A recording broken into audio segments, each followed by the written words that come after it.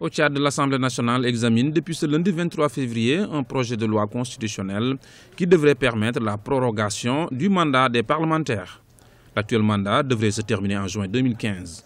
Plusieurs raisons justifieraient cette décision qui devrait permettre de recourir à la biométrie pour l'organisation des futures élections présidentielles et législatives. L'opposition, de son côté, dénonce l'absence de concertation au préalable. Du fait du retard dans le démarrage du processus électoral, on s'est bien rendu compte à une évidence qu'on connaissait déjà depuis un an ou deux. Le gouvernement n'a pas donné tous les moyens nécessaires à la CENI pour lui permettre de lancer le processus électoral en lançant effectivement le recensement biométrique. Et donc c'est ce retard que nous devons gérer, ce retard qui fait que cette année 2015, aucune élection n'est possible.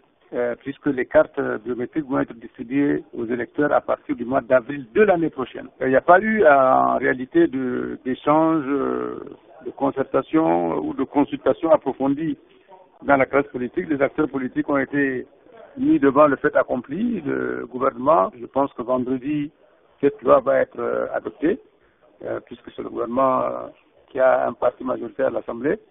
Et donc, de ce point de vue, je pense que le débat est clos.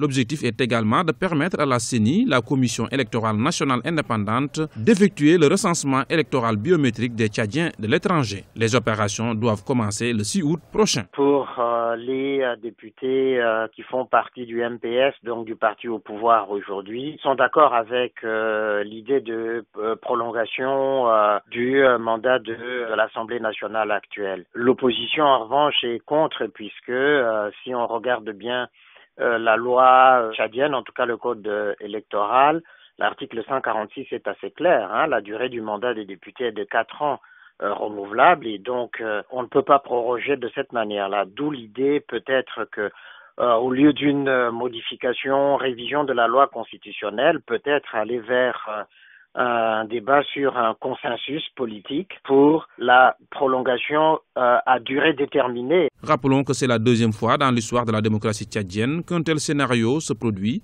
Le mandat de la précédente législature avait déjà été prorogé de 4 années en 2008.